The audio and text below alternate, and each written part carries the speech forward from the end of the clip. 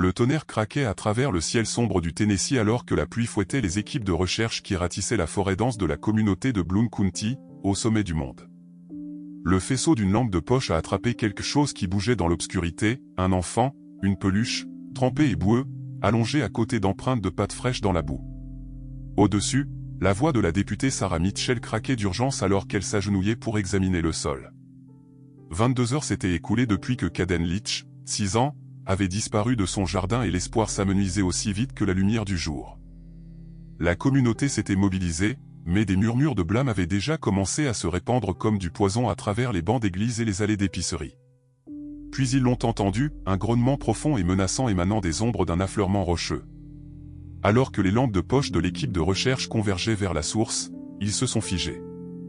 Là, dans le faisceau de lumière, se tenait Shula, la chienne de berger allemand K9 à la retraite. Son corps, rigide et protecteur, les crocs découverts face au sauveteur qui approchait. Derrière elle, à peine visible dans l'obscurité, gisait une petite forme immobile. « Mon Dieu !» a murmuré le shérif James Barron, sa main se dirigeant instinctivement vers son étui. Que personne ne bouge. Ce qui s'est passé ensuite allait changer leur communauté à jamais, remettant en question tout ce qu'ils pensaient savoir sur la loyauté, le sacrifice et le lien indéfectible entre un enfant et son ange gardien à 4 pattes. Laissez un j'aime et partagez vos pensées dans les commentaires, ainsi que la ville d'où vous regardez. Maintenant, continuons avec l'histoire. La communauté du sommet du monde dans le comté de Bloom, au Tennessee, n'était pas qu'un nom sur une carte. C'était une famille soudée de 300 âmes où tout le monde connaissait les affaires de tout le monde, pour le meilleur ou pour le pire. Nichée contre les Smoky Mountains, où des routes étroites serpentaient entre des arbres anciens et des maisons modernes, la communauté s'était toujours enorgueillie d'être différente du monde trépidant d'en bas. C'est ici que Sarah et Michael Leach ont choisi d'élever leur fils, Caden, un garçon tranquille de 6 ans avec des yeux bleus vifs et une âme d'antan. Caden avait du mal avec les mots, mais en disait long par ses actions. Son autisme signifiait qu'il percevait le monde différemment, trouvant du réconfort dans la routine et dans la compagnie indéfectible de son ange gardien à 4 pattes, Shula. L'histoire de Shula était légendaire parmi les forces de l'ordre local. Autrefois la fierté de l'unité K9 à Nashville. La chienne de berger allemand avait sauvé des douzaines de vies avant qu'un raid d'entrepôt ne la laisse avec une boiterie permanente et des cauchemars qui la rendaient inapte au service. Marchandises endommagées, la plaïle, jusqu'à ce que Sarah Leach, une enseignante en éducation spécialisée, voit quelque chose dans ses yeux hantés que les autres ne voyaient pas. Le jour où Shula a rencontré Caden, quelque chose de magique s'est produit. Le garçon, qui établissait rarement un contact visuel avec les humains, a regardé directement dans l'âme de la chienne de berger. Et la chienne qui avait perdu son but, a trouvé une nouvelle mission. Ils sont devenus inséparables, le garçon qui avait du mal à s'intégrer et la chienne que personne ne voulait, se guérissant mutuellement jour après jour. Le docteur Emily Richardson, la thérapeute de Caden, avait documenté leur lien remarquable.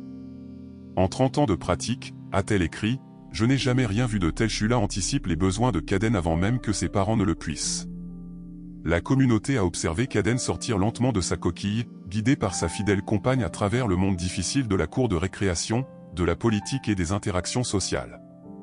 Mais tout le monde ne comprenait pas. Il y avait des murmures à l'épicerie, des regards inquiets lors des rencontres sociales à l'église. Devrait-il vraiment laisser ce garçon jouer dehors avec juste une chienne? Les questions restaient en suspens, mais toujours présentes dans une communauté qui valorisait la tradition et la normalité par-dessus tout. Le lundi 23 avril 2018 a commencé comme n'importe quel autre jour de printemps dans la communauté du sommet du monde. Sarah Leach a suivi sa routine matinale habituelle, préparant le petit déjeuner préféré de Caden, des crêpes nature avec du sirop d'érable soigneusement mesuré en 3 portions égales. Le soleil matinal entrait à flot par les fenêtres de la cuisine tandis que Shula était assise attentivement près de la chaise de Caden, ses oreilles se dressant à chaque petit bruit du garçon. « N'oublie pas, reste là où Shula peut te voir », a rappelé Sarah à Caden alors qu'elle débarrassait la table du petit déjeuner. Le garçon a hoché la tête, ses doigts caressant distraitement la fourrure épaisse de la chienne de berger. Après des années de pratique minutieuse, ils avaient établi un équilibre délicat entre indépendance et protection. Caden était autorisé à jouer dans leur jardin clôturé et dans la zone boisée adjacente, mais seulement sous l'œil vigilant de Shula. Tout au long de la matinée, Sarah les a aperçus par la fenêtre de la cuisine, Caden arrangeant méthodiquement des bâtons selon des motifs que lui seul comprenait, Shula maintenant son poste de surveillance à proximité. la patte blessée de la chienne de berger ne l'empêchait pas de suivre tous les mouvements du garçon. Son entraînement était évident dans la façon dont elle se positionnait entre Caden et les menaces potentielles, même dans leur refuge sûr. À 15h45, Michael Leach est revenu plus tôt de son travail de construction, couvert de sciure de bois et portant une expression inquiète. « Un orage arrive », a-t-il annoncé en regardant le ciel qui s'assombrissait. Sarah a hoché la tête, prenant mentalement note d'appeler Caden bientôt. Le service météorologique local avait prédit de violents orages et Caden avait du mal avec les bruits forts. À 17h30, les premiers grondements lointains du tonnerre ont résonné à travers les montagnes. Sarah est sortie sur le porche arrière, sa voix portant à travers la cour, « Caden, il est temps de rentrer ». En l'absence de réponse, elle ne s'est pas immédiatement inquiétée. Parfois, Caden avait besoin de plusieurs appels avant de traiter la demande. « Caden, je suis là ». Le silence qui a suivi était différent, mauvais. Les pas de Sarah se sont accélérés alors qu'elle traversait la cour, son cœur commençant à battre la chamade. Les motifs de bâtons soigneusement arrangés étaient là, formant des formes géométriques dans la terre. Mais pas de Caden, pas de Shula. Michael, sa voix s'est brisée alors qu'elle appelait son mari. Ils ne sont pas là. Les 30 minutes suivantes se sont déroulées dans un flou de recherche de plus en plus frénétique. Ils ont vérifié les endroits préférés de Caden, l'arbre creux où il aimait regarder les fourmis marcher, le rocher plat où lui et Shula s'asseyaient au soleil, la petite clairière où ils jouaient souvent à leur version de la récupération, Caden lançant des bâtons que Shula arrangeait soigneusement plutôt que de les récupérer. À 18h15, avec les nuages d'orage se profilant de plus en plus près, Michael a passé l'appel qu'il redoutait depuis le jour où Caden est né. « Shérif, notre fils a disparu ». Le véhicule du shérif James Barron a fait gicler du gravier alors qu'il rugissait dans l'allée des Leach. À 18h30, suivi de près par la députée Sarah Mitchell, le soleil couchant projetait de longues ombres à travers la cour alors que les premières grosses gouttes de pluie commençaient à tomber. Barron, un vétéran de 30 ans qui avait vu cette communauté grandir, a senti son estomac se serrer à la vue du visage de Sarah Leach, strié de larmes. « Dites-moi tout », a-t-il ordonné. Sortant son bloc-notes, les détails ont déferlé.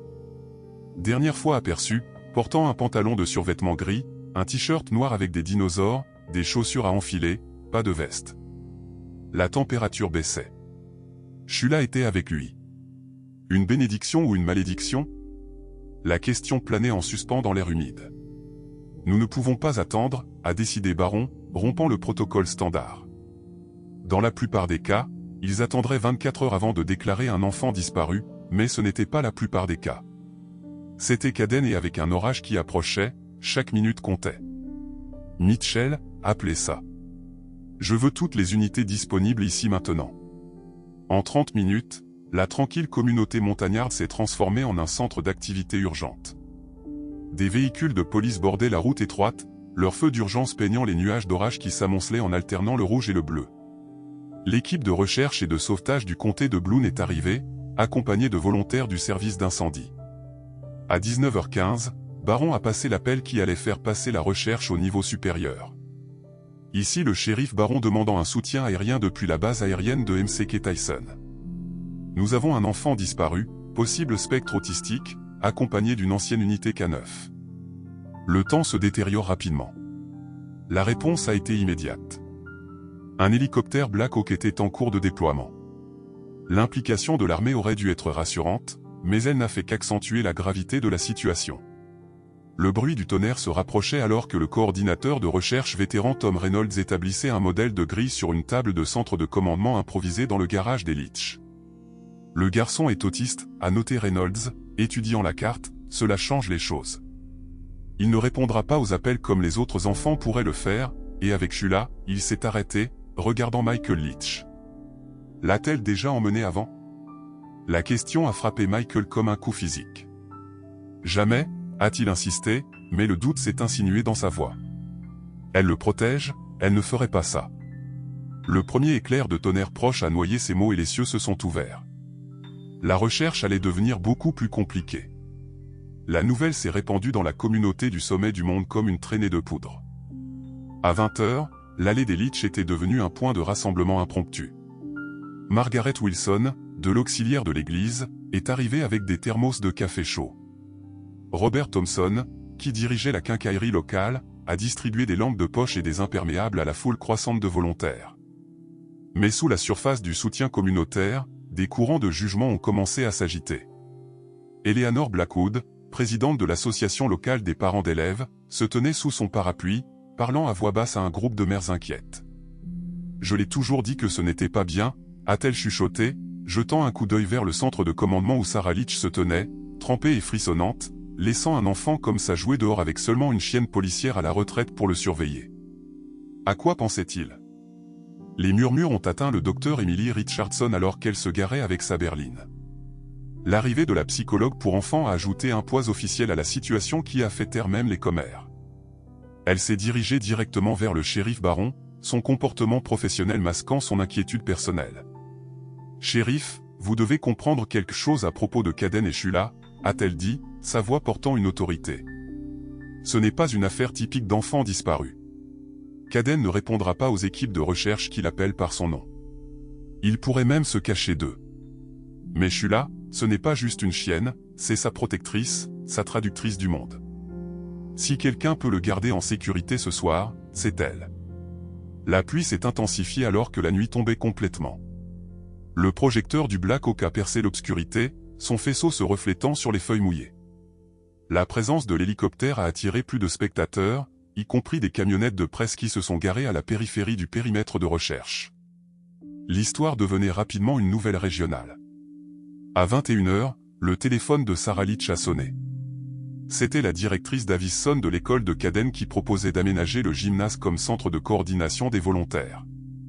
La communauté se mobilisait à une échelle rarement vue dans leur petite ville. Mais alors que les équipes de recherche s'aventuraient plus profondément dans les bois sombres, une question résonnait dans chaque conversation, cela suffirait-il? Exactement à minuit, l'opération de recherche a fait face à son premier développement dévastateur. Le faisceau de la lampe de poche de la députée Sarah Mitchell a attrapé quelque chose qui a fait s'arrêter son cœur, un morceau de tissu noir accroché à un buisson épineux près de Creek Bend Trail, à environ 800 mètres de la résidence des Leach.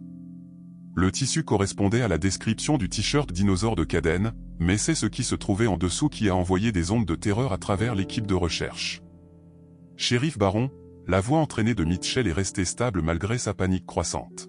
« Nous avons besoin de vous ici, monsieur, immédiatement. » Le faisceau de sa lampe de poche a illuminé des taches sombres sur les rochers exposés sous le buisson. Même à travers la pluie constante, les marques distinctives de couleur rouille étaient indubitables pour les yeux entraînés des forces de l'ordre. Du sang, pas une grande quantité, mais assez pour changer toute la complexion de l'opération de recherche. Le visage du shérif Baron a vieilli de 10 ans alors qu'il s'agenouillait pour examiner la scène, son instinct professionnel se disputant avec son angoisse personnelle. Il connaissait Caden depuis que le garçon était né. L'équipe médico-légale a été appelée, leurs appareils photo clignotant dans l'obscurité comme des éclairs artificiels. Chaque photographie documentait ce que tout le monde craignait être le dernier endroit connu d'un garçon de 6 ans et de sa fidèle compagne. La décision d'informer les parents est tombée lourdement sur les épaules de Baron. Alors qu'il retournait au centre de commandement, la pluie semblait tomber plus fort, comme si la nature elle-même pleurait. Sarah et Michael Leach se tenaient sous la tente de commandement, se tenant la main l'un l'autre, leurs visages creusés par l'épuisement et la peur. Ils savaient que quelque chose n'allait pas dès qu'ils ont vu son expression. « Nous avons trouvé quelque chose », a commencé Baron, sa voix épaisse d'émotion, « j'ai besoin que vous soyez tous les deux forts. » Les genoux de Sarah ont fléchi lorsqu'elle a vu le sac de preuves contenant le morceau de chemise déchiré. Le visage de Michael est devenu cendré lorsqu'il a entendu parler du sang. Mais c'est le docteur Richardson qui a posé la question à laquelle tout le monde pensait, où sont les poils de Shula? S'il y a eu une lutte, ne verrions-nous pas des signes de la chienne le défendant? La question planait dans l'air comme le tonnerre attendant d'éclater. L'absence de tout signe de Shula près du site des preuves de sang présentait une énigme troublante. La chienne de berger loyal avait-elle manqué à son devoir de protéger ou y avait-il quelque chose dans cette scène qu'il ne comprenait pas? La découverte de preuves de sang a déclenché un changement immédiat dans la réponse de la communauté. À 2h du matin, le gymnase de l'école primaire du comté de Bloom s'était transformé en un centre de tempête d'émotions conflictuelles et de tensions croissantes. La pluie a continué son assaut implacable à l'extérieur, tandis qu'à l'intérieur, la communauté a commencé à se fracturer selon des lignes inattendues. Frank Wilson, le maître-chien K9 à la retraite qui avait initialement entraîné Shula, s'est tenu devant un rassemblement de citoyens inquiets, sa voix portant le poids de son expérience professionnelle. Un chien de berger allemand entraîné, en particulier un chien avec les antécédents de Shula, n'abandonnerait jamais volontairement sa charge. Il doit y avoir plus à cette histoire, mais Eleanor Blackwood avait déjà mobilisé sa faction. Se tenant près de la table des rafraîchissements, elle s'est adressée à une foule croissante de parents inquiets. C'est exactement ce qui arrive lorsque nous accordons la priorité au sentiment plutôt qu'au bon sens. Un enfant ayant des besoins spéciaux nécessite une supervision professionnelle, pas seulement une chienne policière à la retraite ayant des antécédents de traumatisme. Le débat s'est intensifié lorsque le pasteur Thomas Roberts est arrivé, toujours vêtu de ses vêtements de soirée. Le chef de file respecté de la communauté a tenté de maintenir la paix, mais ses paroles ont involontairement ajouté de l'huile sur le feu. Bien que nous devions soutenir la famille Leach dans sa période de crise, peut-être que cette tragédie peut nous apprendre à tous ce qu'est une parentalité responsable. L'atmosphère est devenue plus chargée lorsque Richard Coleman, chef du conseil scolaire local, a suggéré une réunion d'urgence pour revoir les politiques concernant les animaux d'assistance dans les écoles. Si cet incident prouve quelque chose, a-t-il annoncé à la foule rassemblée, c'est que nous devons réévaluer toute notre approche de l'adaptation des besoins spéciaux. Le docteur Emily Richardson, qui avait tranquillement observé les tensions croissantes, est finalement intervenu. Sa réputation professionnelle a attiré immédiatement l'attention lorsqu'elle s'est adressée à la salle divisée. Ce que nous faisons en ce moment n'aide pas Caden. Chaque minute que nous passons à juger ses parents est une minute que nous ne passons pas à le chercher. Le silence qui a suivi a été brisé par l'entrée inattendue de Sarah Leach dans le gymnase. Sa dignité tranquille face à la fois à la tragédie et à la critique a servi de puissante réprimande à la foule des commères. Michael s'est tenu à côté d'elle, sa main posée fermement sur son épaule, alors qu'elle s'adressait à ses voisins. « Mon fils est là-bas » a-t-elle dit, sa voix portant clairement à travers la salle maintenant silencieuse. « Vous pouvez juger nos choix demain.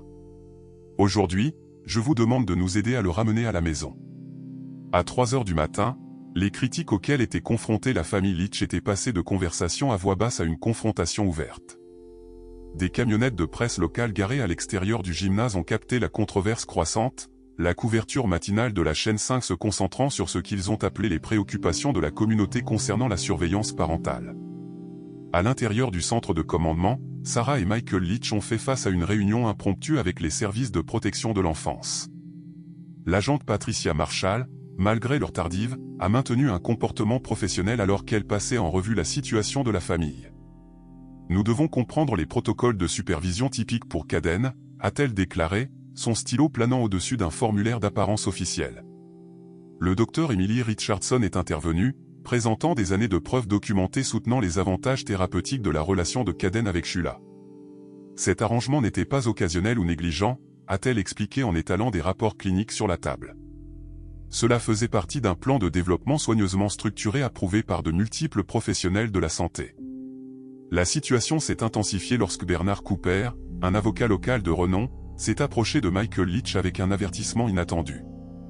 Les implications en matière de responsabilité sont graves ici, a-t-il conseillé tranquillement.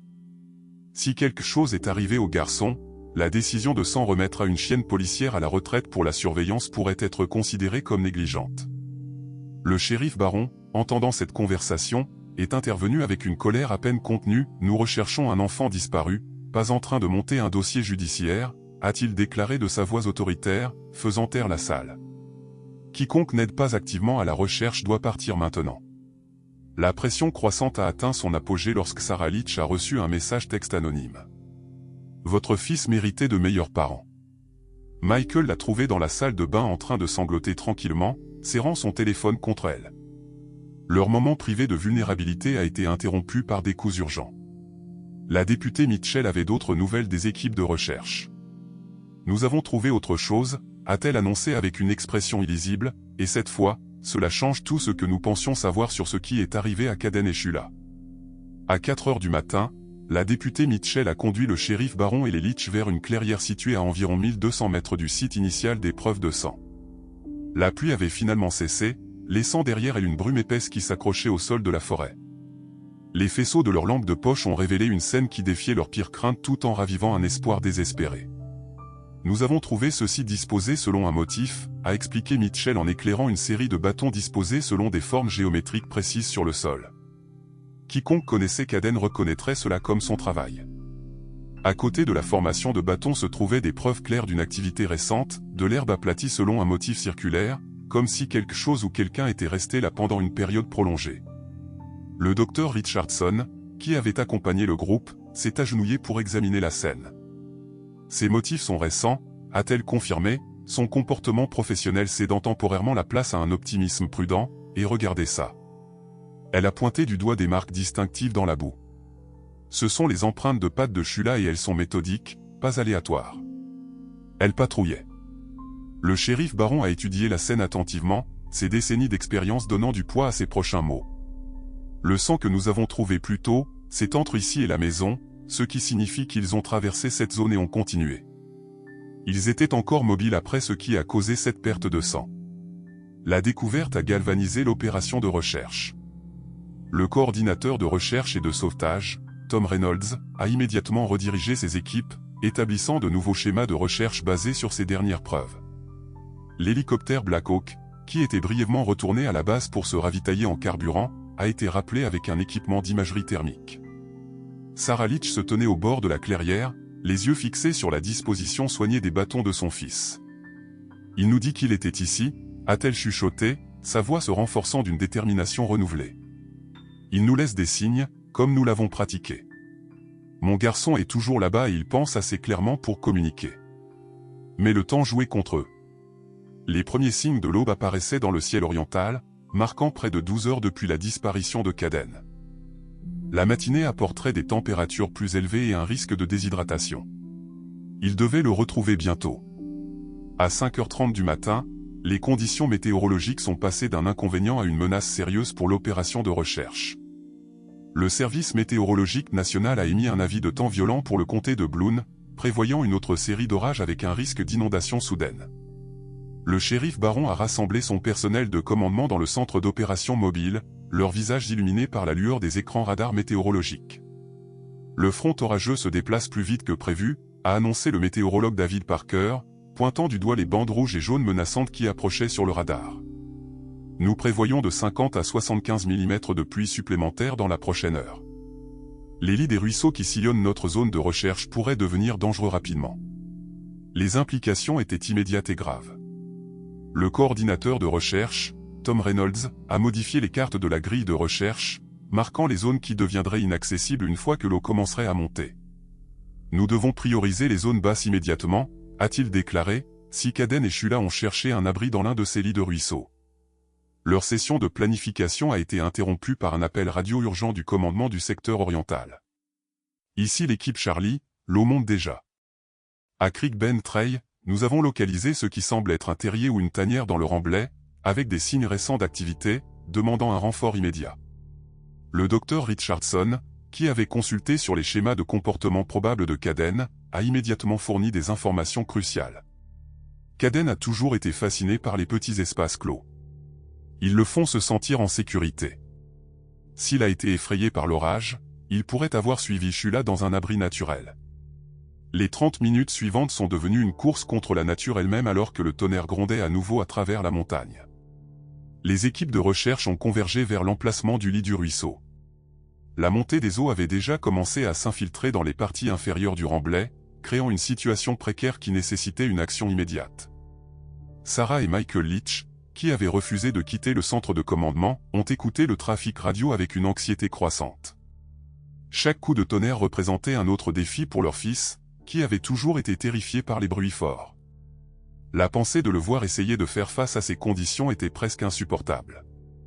À 6h45 du matin, 15 heures après le début de la recherche, un développement s'est produit qui allait modifier radicalement la dynamique des opérations de recherche. Un résident local, Robert Turner, un chasseur expérimenté connaissant le terrain, a signalé une observation qui a envoyé des ondes de choc à travers le centre de commandement. « J'ai vu la chienne de berger », a rapporté Turner, sa voix stable, alors qu'il s'adressait au shérif Baron. Elle était seule, se déplaçant rapidement dans le secteur nord-est, s'éloignant de la zone de recherche. Quand je l'ai appelée, elle a disparu dans les sous-bois. Elle se déplaçait avec détermination, shérif, mais il n'y avait aucun signe du garçon. Le rapport a créé une division immédiate parmi les chefs de la recherche. La députée Mitchell, qui avait travaillé avec Shula pendant ses jours de service K9, s'est opposée avec véhémence au récit émerge. Shula n'abandonnerait jamais sa charge. Son entraînement et son lien avec Caden sont trop profonds pour cela. Cependant, Frank Wilson, le maître chien K9 à la retraite, a offert une perspective différente qui a attiré l'attention.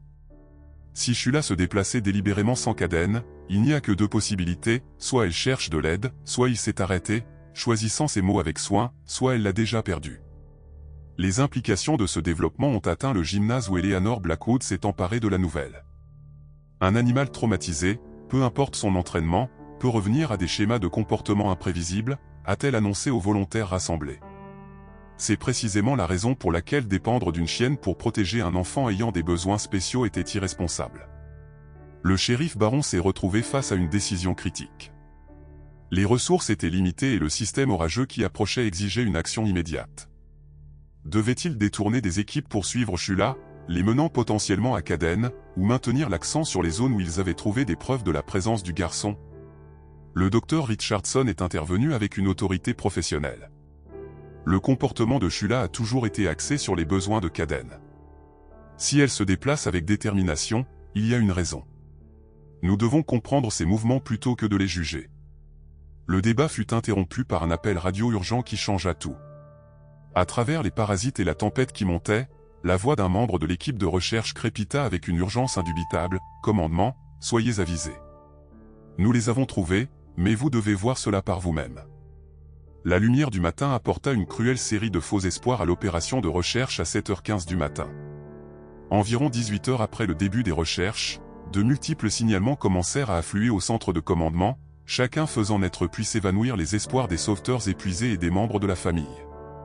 Un chauffeur de camion bien intentionné signala avoir vu un berger allemand et un jeune garçon marchant le long de la route 321, ce qui provoqua une réponse immédiate de 3 unités de patrouille. Après enquête, il s'avéra qu'il s'agissait d'un agriculteur local promenant son chien. Au même moment, une autre équipe fut redirigée vers le ruisseau Miller après que des randonneurs eurent signalé avoir entendu les cris d'un enfant, pour découvrir qu'il s'agissait du chant d'un engoulevent d'Amérique résonnant à travers la vallée. Le shérif Baron garda son sang-froid professionnel, mais la tension de chaque fausse alerte pesait lourdement sur ses traits expérimentés. Debout devant la carte de recherche mise à jour, il s'adressa à son équipe avec une autorité mesurée. Chaque signalement doit faire l'objet d'une enquête, mais nous ne devons pas perdre de vue nos zones de recherche prioritaires. Le temps et les conditions météorologiques ne sont pas nos alliés.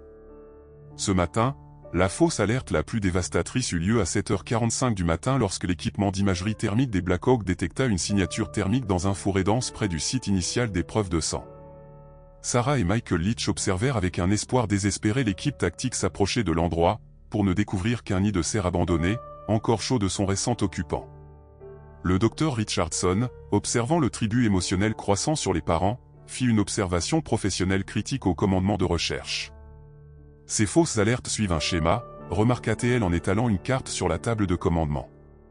Elles se produisent toutes dans des zones ouvertes, des endroits où un enfant perdu typique pourrait naturellement se déplacer. Mais Caden n'est pas typique. Nous devons penser différemment.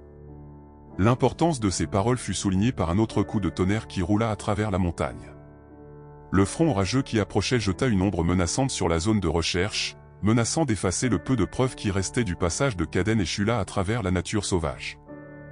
Alors que l'opération de recherche entrait dans sa 20e heure, un sentiment palpable de désespoir commença à s'installer sur le centre de commandement. Le soleil du matin, maintenant obscurci par des nuages orageux menaçants, projeta une ombre sinistre sur les équipes de recherche rassemblées. Le shérif Baron convoqua une réunion d'urgence avec son personnel supérieur, dont les visages montraient la tension d'une journée entière d'efforts continus. Le délai médical devient critique. Le docteur Thomas Anderson, le médecin urgentiste sur place, rapporta aux officiels rassemblés qu'un enfant de la taille de Caden, exposé à ces conditions sans vêtements ni nourriture appropriée, approchait des facteurs de risque graves. La pluie intermittente et la baisse des températures ont considérablement augmenté le risque d'hypothermie. Michael Leach, entendant cette évaluation, serra plus fort la main de sa femme. Sarah n'avait pas dormi depuis la disparition de leur fils. Ses yeux étaient fixés sur la lisière de la forêt comme si la seule volonté pouvait faire sortir Caden des arbres. La dignité tranquille du couple face à la tragédie grandissante leur avait valu le respect silencieux de même leurs critiques les plus sévères. Les critiques antérieures d'Eleanor Blackwood avaient cédé la place à un sentiment contenu de culpabilité collective. Elle s'approcha des Leach avec un plateau de café intact, son attitude auparavant pleine de jugement remplacée par une véritable inquiétude. La congrégation de l'église organise une veillée de prière, offrit-elle tranquillement. Nous prions tous pour un miracle. L'ambiance de l'opération de recherche changea encore lorsque Frank Wilson, le maître-chien à la retraite, demanda une réunion urgente avec le shérif Baron. En toutes mes années de service, déclara-t-il, son expertise professionnelle donnant du poids à ses mots, je n'ai jamais connu un berger entraîné à garder le silence aussi longtemps s'il était capable de répondre. L'absence d'aboiement ou de signaux de Shula est très préoccupante. Le docteur Richardson, qui analysait les cartes des schémas de recherche, leva brusquement les yeux sur cette évaluation. À moins que, interrompit-elle, Shula garde délibérément le silence. Rappelez-vous qu'elle n'est pas n'importe quel chien de recherche entraîné, elle est spécifiquement à l'écoute des besoins et des réactions de Caden, et sensible à son stress. La discussion théorique fut brusquement interrompue par l'appel radio urgent du shérif adjoint Mitchell depuis le périmètre. Sa voix, habituellement stable et professionnelle, portait une note d'alarme indubitable, commandement. Nous avons besoin d'un soutien médical immédiat dans le secteur 7, de multiples intervenants signalent des problèmes. Monsieur, vous devez voir cela par vous-même.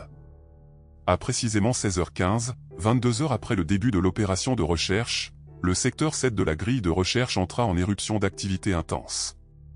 L'équipe du shérif adjoint Mitchell avait découvert une formation naturelle sous un chêne centenaire où l'érosion avait créé un petit abri semblable à une grotte dans le talus. Ce qu'ils y trouvèrent resterait à jamais gravé dans la mémoire de chaque premier intervenant présent. L'approche de l'abri était marquée par une série de bâtons disposés avec précision formant les motifs géométriques caractéristiques de Caden. Alors que l'équipe d'intervention se rapprochait, un grognement d'avertissement sourd émanait de l'obscurité.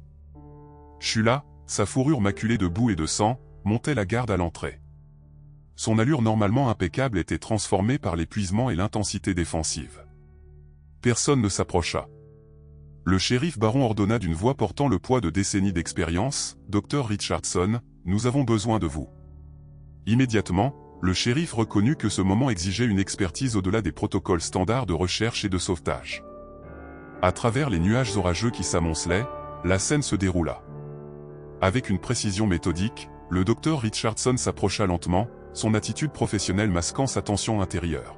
« Shula » appela-t-elle doucement, en utilisant le ton spécifique qu'elle avait pratiqué avec le berger pendant les séances de thérapie, « C'est le docteur Emily, Caden est-il avec toi ?» Le changement dans la posture de Shula fut subtil mais significatif. Le grognement s'apaisa, remplacé par un gémissement bas. Alors que le docteur Richardson avançait prudemment, la posture protectrice du berger se déplaça, révélant ce qui se trouvait derrière elle. Dans la grotte peu profonde, recroquevillée dans la partie la plus sèche de l'abri, gisait Caden Litch. Ses vêtements étaient déchirés et boueux, mais la poitrine du garçon se soulevait et s'abaissait avec des respirations régulières.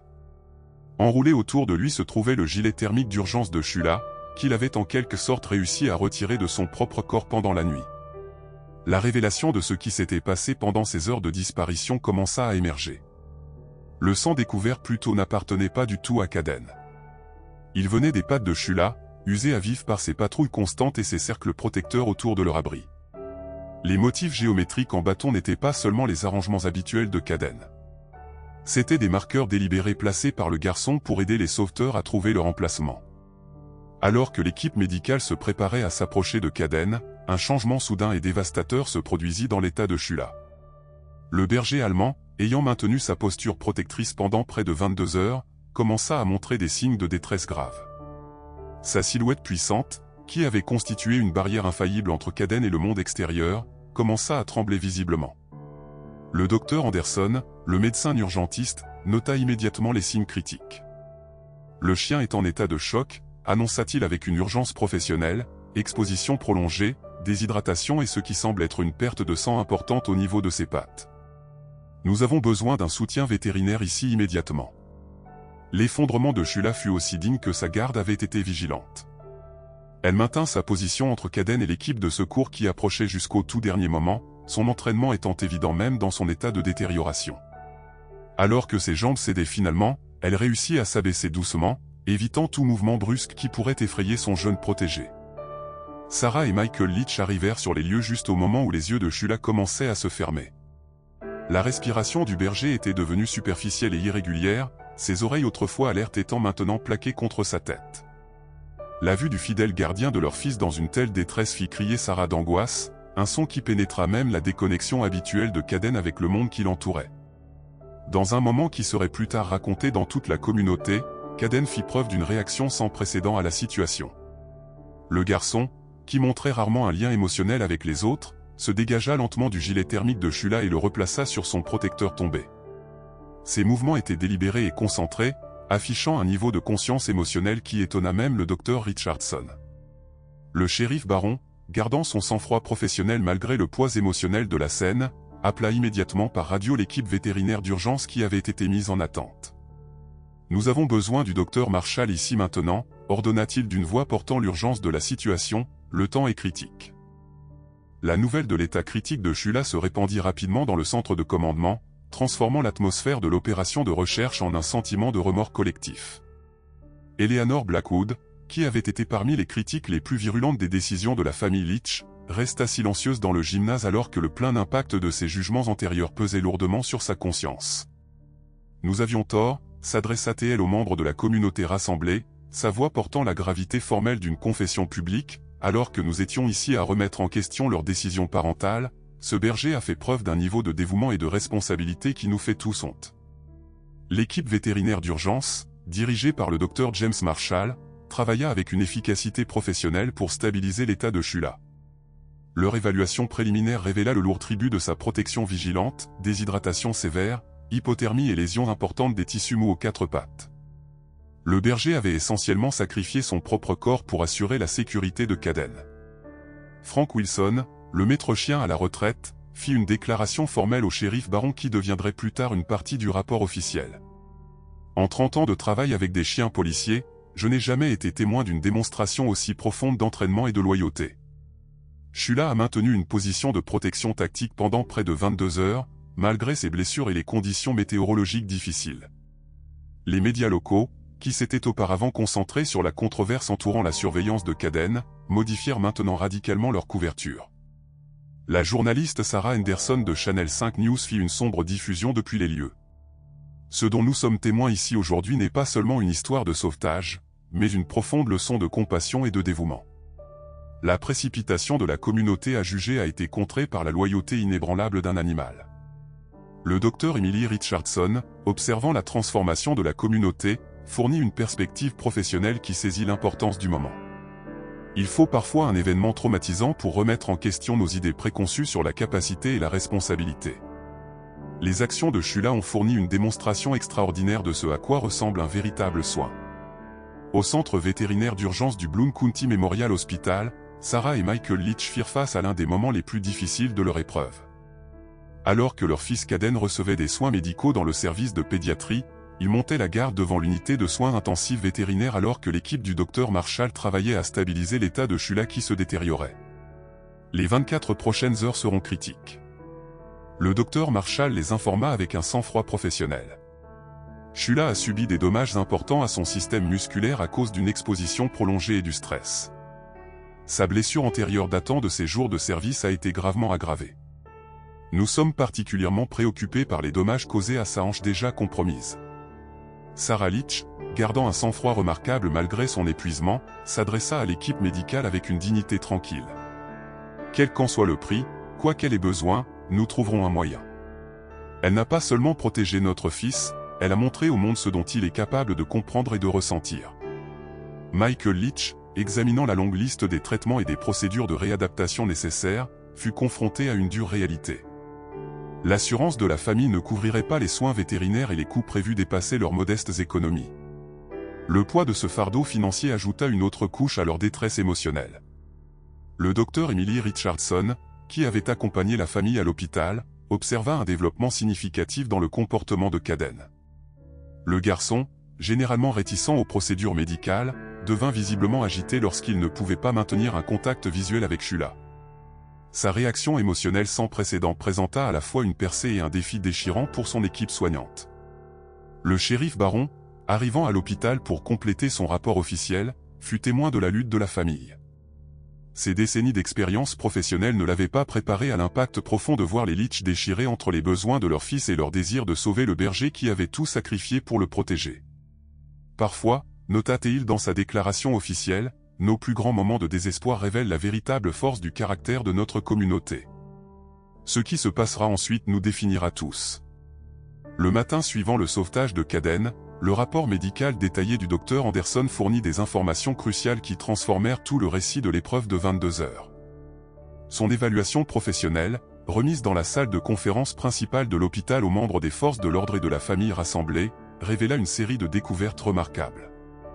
Après un examen approfondi, commença le docteur Anderson en présentant sa documentation officielle, nous avons constaté que Kaden ne présentait aucun signe d'hypothermie ou d'exposition significative. Bien qu'il ait passé près de 22 heures dans des conditions défavorables, sa température corporelle centrale est restée dans les limites normales. Cette anomalie médicale nous a amené à mener une enquête plus approfondie sur le site de sauvetage.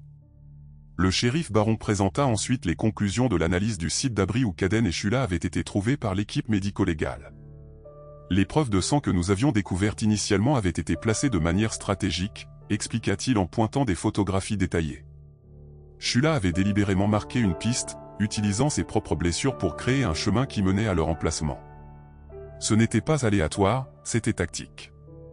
Le docteur Emily Richardson, qui avait passé la nuit à analyser les schémas comportementaux de Kaden pendant l'incident, fournit des informations professionnelles supplémentaires. Les motifs géométriques que nous avons trouvés n'étaient pas seulement la réponse typique de Kaden au stress, expliqua-t-elle, ils étaient des marqueurs délibérés placés à intervalles réguliers menant à leur abri. Kaden et Shula avaient développé leur propre système de communication, beaucoup plus sophistiqué que nous ne l'avions reconnu auparavant. La révélation la plus importante provint de l'analyse par imagerie thermique du site d'abri. La formation naturelle que Shula avait choisie offrait des propriétés d'isolation remarquables et son positionnement avait créé un coupe-vent efficace qui maintenait un microclimat stable pour Kaden tout au long de la nuit. Ce que nous avions initialement interprété comme une cachette aléatoire, rapporta le shérif adjoint Mitchell, était en fait un abri soigneusement sélectionné qui démontrait une conscience tactique remarquable de la part de Shula. Son entraînement militaire était évident dans tous les aspects de leur stratégie de survie. Sarah et Michael Leach écoutèrent ces rapports avec un étonnement croissant, leur compréhension des capacités de leur fils et de l'intelligence de Shula s'élargissant à chaque nouveau détail révélé. Le rapport médical vétérinaire présenté par le docteur Marshall lors de la séance d'information de l'après-midi au Bloom County Memorial Hospital révéla l'étendue extraordinaire des actions protectrices de Shula. L'analyse détaillée brossa un tableau de sacrifices remarquable qui émut même les professionnels les plus expérimentés présents. Notre examen a révélé un déploiement systématique et intentionnel de l'entraînement K9 de Shula, expliqua le docteur Marshall en se référant à sa documentation médicale complète. Les abrasions sur son corps indiquent qu'elle a encerclé à plusieurs reprises leur position tout au long de la nuit, établissant un périmètre de sécurité. Malgré sa blessure antérieure à la hanche, ses actions démontrent une décision calculée de donner la priorité à ses fonctions de protection plutôt qu'à son propre bien-être physique. L'enquête révéla que Shula avait retiré son gilet thermique d'urgence, équipement standard pour les unités K9 à la retraite, et l'avait positionné pour protéger Kaden du sol froid. Le berger utilisa ensuite sa propre chaleur corporelle et son positionnement pour créer une barrière thermique supplémentaire contre le vent et la pluie, transformant efficacement leur abri en un refuge durable. Frank Wilson, apportant son expertise professionnelle en matière de manipulation de K9, s'adressa au groupe rassemblé. La piste de sang que nous avions initialement interprétée comme un signe de détresse était en fait une série de marqueurs délibérés. Shula utilisa ses pattes blessées pour créer des signes visibles qui conduiraient les sauveteurs à leur emplacement, une technique conforme à son entraînement avancé mais adaptée pour protéger un enfant qui ne répondrait pas aux méthodes de recherche traditionnelles. Le docteur Emily Richardson présenta son analyse de la relation entre l'autisme de Kaden et la réponse adaptative de Shula. Le berger modifia les protocoles standards de recherche et de sauvetage pour tenir compte des besoins spécifiques de Kaden. Au lieu d'aboyer, ce qui aurait pu le contrarier, elle utilisa des signaux silencieux et maintint un contact physique pour le garder calme tout au long de l'épreuve. L'examen de l'équipe médicale révéla également que Shula s'était positionnée pour filtrer l'eau de pluie qui coulait dans leur abri, s'assurant que Kaden restait au sec pendant qu'elle absorbait le pire des éléments. Ce sacrifice conscient contribua de manière significative à son état critique, mais s'avéra essentiel à la survie de Kaden. À précisément 9 heures du matin le lendemain du sauvetage, lors d'une évaluation neurologique standard dans le service de pédiatrie du Bloom County Memorial Hospital, une percée extraordinaire se produisit, que le docteur Emily Richardson décrirait plus tard comme un moment décisif dans le parcours de développement de Kaden. Le docteur Richardson effectuait une évaluation de routine lorsque le personnel médical commença les préparatifs pour transférer Shula de l'unité de soins intensifs vétérinaires au service de chirurgie. En entendant l'agitation dans le couloir, Caden, qui avait auparavant communiqué principalement par des gestes et des mots isolés, fit preuve d'une réaction sans précédent. « Shula m'a protégé », déclara-t-il clairement et délibérément, en établissant un contact visuel direct avec le docteur Richardson. « Elle a besoin de moi maintenant. » L'importance de cette phrase complète et contextuellement appropriée provenant d'un enfant qui avait lutté avec la communication verbale amena l'évaluation médicale à un arrêt momentané. Le docteur Richardson, gardant son sang-froid professionnel malgré le poids émotionnel du moment, documenta immédiatement l'interaction dans son rapport officiel. Cela représente plus qu'un simple progrès linguistique, nota-t-elle. Cela démontre une compréhension sophistiquée des relations réciproques et de l'obligation émotionnelle, des concepts que Caden avait auparavant trouvé difficiles à traiter. Sarah et Michael Leach, qui étaient présents lors de ce développement remarquable, observèrent leur fils continuer à exprimer ses préoccupations concernant le bien-être de Shula avec une clarté sans précédent. Le personnel médical documenta une série de phrases complètes, chacune se concentrant sur des aspects spécifiques de son expérience avec Shula pendant leur épreuve. Le professeur Robert Harrison, un spécialiste de premier plan en psychologie du développement, qui fut consulté sur le cas, fournit son évaluation professionnelle. Le lien émotionnel intense formé pendant leur expérience de survie semble avoir créé un pont à travers les barrières de communication de Caden. Cela suggère que la résonance émotionnelle, en particulier dans le contexte de la protection mutuelle et de la confiance, peut faciliter des moments de percée dans la progression du développement. 3 jours après le sauvetage, lors d'un événement soigneusement coordonné au Bloom County Memorial Hospital, le personnel médical organisa une réunion supervisée entre Caden et Shula. La réunion eut lieu dans une pièce spécialement aménagée dans l'aile de pédiatrie, modifiée pour accueillir à la fois l'équipement de surveillance médicale et les besoins uniques d'un animal de service en convalescence. Le docteur Marshall, supervisant la réadaptation de Shula, fournit une évaluation détaillée avant la réunion. Bien que la récupération physique de Shula progresse régulièrement, nous devons maintenir des protocoles stricts concernant les mouvements et les niveaux de stress. Le dévouement du berger à ses fonctions de protection pourrait l'emporter sur ses propres besoins médicaux si elle n'est pas correctement gérée. Le docteur Emily Richardson établit des directives spécifiques pour l'interaction, s'appuyant sur sa vaste expérience des réactions de Caden aux situations émotionnelles. L'équipe médicale positionna du matériel de surveillance pour suivre les signes vitaux des 2 patients pendant la réunion, fournissant des données précieuses pour de futures applications thérapeutiques. Le moment de la réunion se déroula avec une dignité remarquable. Shula, malgré ses blessures importantes, maintint son attitude professionnelle alors qu'elle était amenée dans la pièce sur un chariot vétérinaire spécialisé. Caden, qui avait été préparé à la réunion par une série de conversations thérapeutiques, fit preuve d'une régulation émotionnelle extraordinaire. « J'ai attendu pour toi, Caden », déclara-t-il clairement, s'approchant du chevet de Shula à pas mesurés. La queue du berger remua doucement, son entraînement étant évident dans sa réponse contrôlée. Malgré un enthousiasme évident, le personnel médical documenta une augmentation des niveaux d'ocytocine chez les 2 patients pendant leur interaction, soutenant les recherches émergentes sur la base biochimique des liens humains-animaux. Eleanor Blackwood, représentant la perspective transformée de la communauté, présenta la première tranche d'une subvention de réadaptation financée par la communauté pour les soins continus de Shula. Nos jugements initiaux ont été remplacés par un profond respect, annonça-t-elle formellement. Cette subvention représente notre engagement à soutenir le partenariat remarquable qui a sauvé la vie d'un enfant. La transformation de la communauté de Top of the World se manifesta par une série d'initiatives formelles qui émergèrent dans les semaines qui suivirent le sauvetage de Caden et Shula. Le bureau du commissaire du comté de Bloom documenta des changements importants dans l'engagement communautaire et la mise en œuvre des politiques. Premièrement, la First National Bank of Bloom County créa le fonds Shula, une ressource financière dédiée aux familles ayant des enfants ayant des besoins spéciaux, cherchant de l'aide pour la formation et le soutien des animaux de service. Thomas Henderson, le président de la banque, publia une déclaration formelle. Notre institution reconnaît qu'investir dans ces partenariats renforce le tissu de notre communauté et fournit un soutien essentiel à nos citoyens les plus vulnérables. Le conseil scolaire local, sous la direction de Richard Coleman, mis en œuvre des révisions complètes de la politique concernant les animaux de service dans les établissements d'enseignement. Nos directives précédentes ne reconnaissaient pas la nature sophistiquée de ces partenariats, reconnut Coleman lors de l'annonce formelle de la politique.